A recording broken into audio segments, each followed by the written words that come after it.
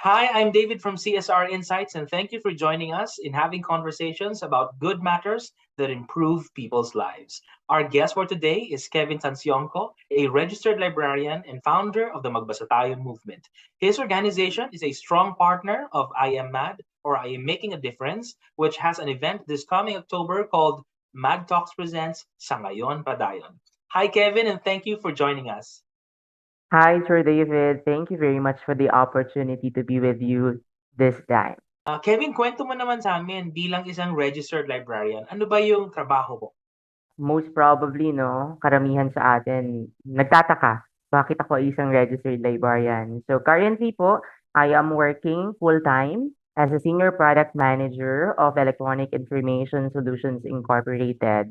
And we distribute and make the Philippine libraries automated. So I'm handling library technology, both for software and hardware, as we go around for the advancement and progress of our libraries. At the same time po, I am teaching part-time as an instructor for the education of library and information science from the University of the East Manila, my alma mater, and from the Cagayan State University in Tuguegarao City in Cagayan Valley.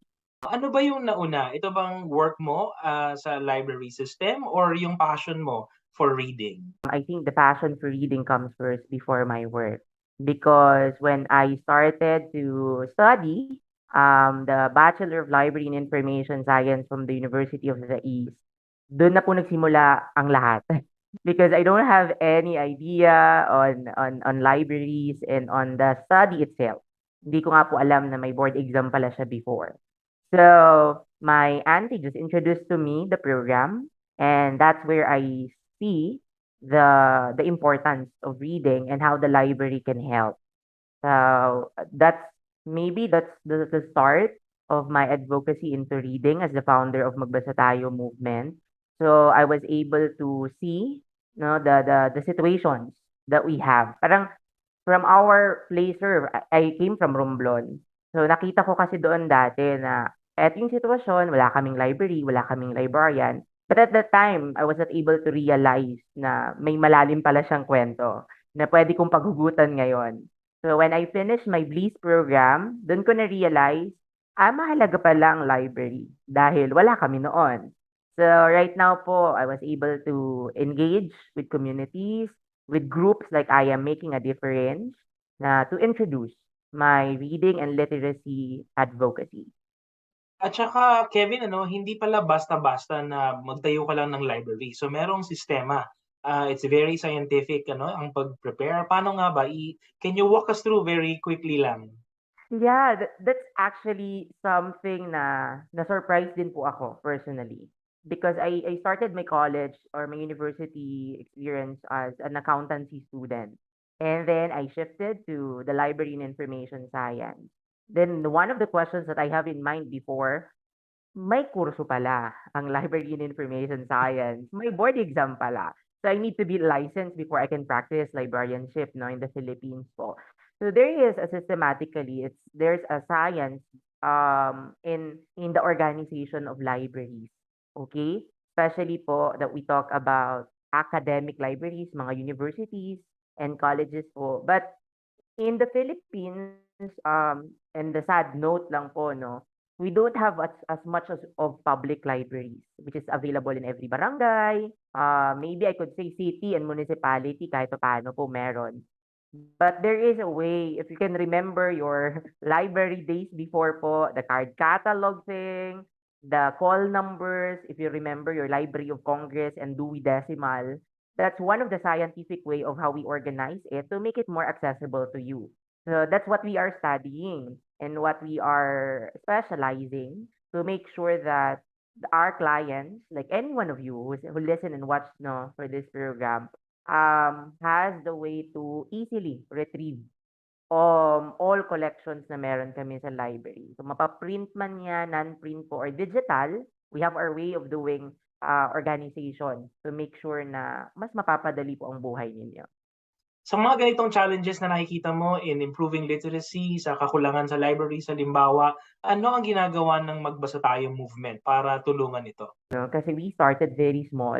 And then I just started it as a starfish project for a program of the Ayala Foundation. I am a delegate of the Ayala Young Leaders Congress in 2015, and the program needs to have a starfish project. So because I am a library science student at the time, I really started na why not? Oh, no, start building and establishing, partnering communities to build a reading center. So we, because of the lack of barangay reading centers, we try to reach those units of the society. No, kasi yun din po pinakamalapit sa mga communities and then sa mga Filipino. So what we do, we try our best mag-reach out sa mga local officials if they are interested to the project of building one. We will try to help them to provide them reading materials, professional advice, and professional knowledge about how you can build, how you can start, not necessarily the technical know-how, but just give us a space in your barangay and we'll provide the reading materials for you and let's start from it. So not that big kasi usual na marami pong takot sa malaking proyekto. Malaki kasi yung responsibilidad. But we go back kasi as we introduce Sir David, as we introduce the program, we also go back with the Republic Act 7743, which is the establishment of public libraries in the Philippines. So there's really a basis in the legal, there is a legal basis on that. But we understand still that we have a problem on budget, financial matters. So as a non-government organization or as an advocacy, we try ourselves to reach out. And within those sponsor for the 7 years, kahit busy sa work, with all the things that we're doing, at least we were able to help at least 50 to 60 reading centers already and other schools who would love to ask for books from us. So far so good with all the things that is happening with us. Sa dami ng ginagawa mo, meron ka pang ibang mga advocacies ano, tulad nung kay I Am Making a Difference 'no. Paano mo naman sila tinutulungan na i-push pa yung mga volunteers nila to do this kind of work? Yeah, that's another thing, no? Like I always say, kasi yun din pong palaging tanong, how can you do a lot of things that you really enjoy a lot? Sabi ko, as long as you love what you're doing, I think time is not a problem. So if you have the heart and the passion to help, it's really what's fulfilling, no, for you while you're continuously doing it. I am making a difference or I am mad came to me very early. This was in 2010 when I was a fourth year high school student in Sibuyan Island, Romblon, where one of our founder, Kuya Christian, is came from the same place where I came from. So I am one of the volunteer of I Am Mad in Sibuyan Island in 2010 rather. And then that when I started to work with I Am Mad. And then I study my college. Siyempre, busy po tayo sa pag-aaral. I need to do a lot of things kasi I'm a student assistant. I work while I'm studying. So 2015, I went back to I Am Making a Difference, started volunteering again, joined them. And I Am Making a Difference really provide me more spark in helping. So I don't know if our listeners or viewers would know about I Am Mad. We go 3 days immersion in a specific school in the country. And since 2015 po, every year, I am with I Am Making a Difference up until now, just recently in Laguna, na nagawa na po namin, yay! After 2 years of pandemic, we're able to visit communities na and we're able to help. So I think I Am Mad is one of my family in the sense that sparks the fire in my heart to do volunteering.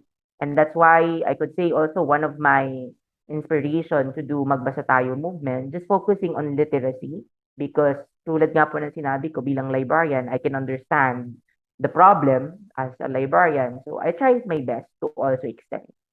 Sa ngayon, padayon, anong pwede nilang ma-expect yung mga a-attend dito? Yeah. Sa ngayon, Padayon will be on October 22 as a project of I Am Making a Difference. We're going back to a bigger space to talk about volunteerism. So anyone, okay, volunteer ka man ngayon, hindi ka pa volunteer or planning to be a volunteer because volunteerism has no age limit. I tell you that. No? You will listen to a lot of stories about kwentuhan, kantahan at kabayanihan with our Mad Talk sa Ngayon Padayon. This would be a story of a lot of volunteers, stories of deepest hugot, as we always say in I Am Mad. No, kasi possible your deepest hugot would be the best inspiration to others while you are volunteering. So sa ngayon pa dayon, we'll go back on a big space. This is part of our Mad Talks program. It's a fun-filled conversation of volunteers. Mamimit niyo po doon ang mga volunteers ng I Am Mad. And if you are interested to be part of this great community, be there on October 22, 12:30 p.m.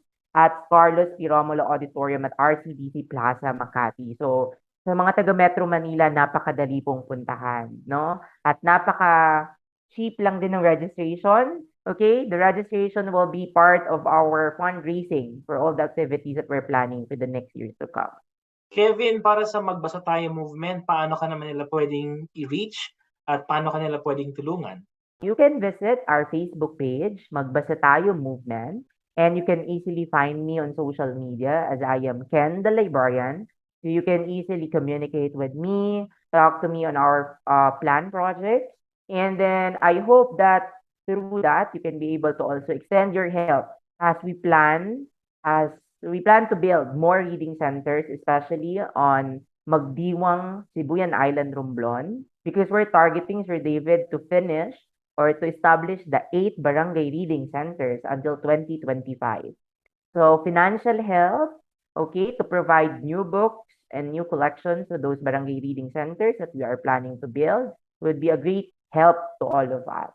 Okay? At kung isa ka mang institution and if you're planning to have your CSR project, so you can also reach us to adopt one barangay and build a library for them. Kevin of Magbasa Tayo movement, thank you so much. God bless you. Thank you very much, Sir David, for this opportunity.